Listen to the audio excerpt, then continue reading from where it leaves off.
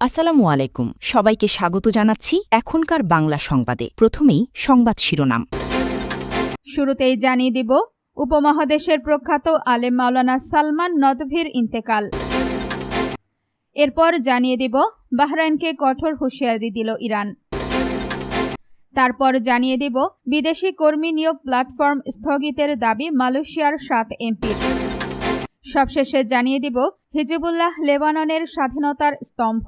এতক্ষণ শুনছিলেন সংবাদ শিরোনাম, এখন বিস্তারিত। তার আগে আপনি যদি ইরানের পক্ষে থাকেন তাহলে ভিডিওটি লাইক করে চ্যানেলটি সাবস্ক্রাইব করে কমেন্টে লিখুন স্ট্যান্ড উইথ ইরান।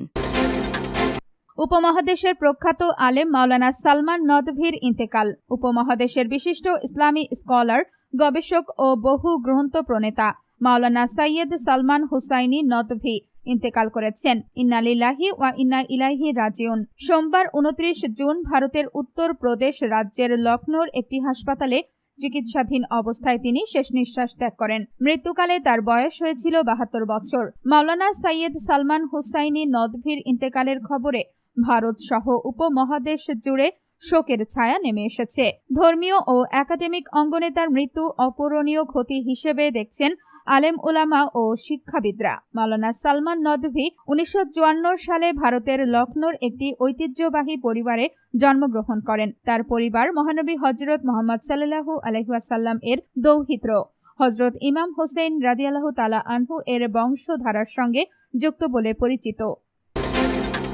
বাহরাইনে কঠোর হুঁশিয়ারি দিল ইরান। বাহরাইনকে তীব্র ভাষায় সতর্ক করে ইরান জানিয়েছে, যে কোনো ধরনের উস্কানি দেওয়া হলে দেশটিতে আরও প্রবল শক্তিতে আঘাত করা হবে। ইরানের সর্বোচ্চ নেতার সিনিয়র উপদেষ্টা আলী আকবর বেলায়েতি দেশটির আধা সরকারি বার্তা সংস্থা তাসনিম নিউজকে দেওয়া এক বিবৃতিতে এই হুঁশিয়ারি উচ্চারণ করেন। তিনি বলেন, বাহরাইন যেন নিজেদের সীমাবদ্ধতা সম্পর্কে সজাগ থাকে, নিজেদের ভাগ্য নিয়ে ছিনিমিনি না খেলে এবং ইরানকে কোনো ধরনের কঠোর সিদ্ধান্ত নিতে বাধ্য না করে, সে বিষয়ে তাদের একটি গুরুতর সতর্কবার্তা দেওয়া হচ্ছে।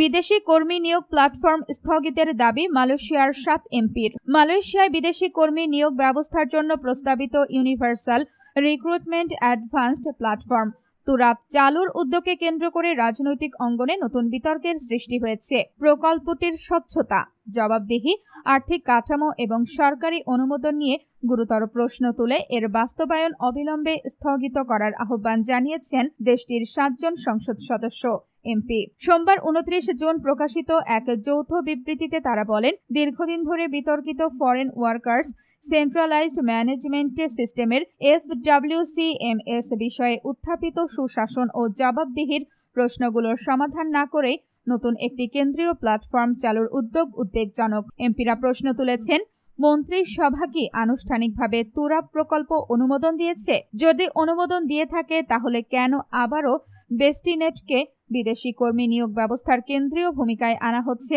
সেই বিষয়ে সরকারকে স্পষ্ট ব্যাখ্যা দিতে হবে। হিজবুল্লাহ লেবাননের স্বাধীনতার স্তম্ভ।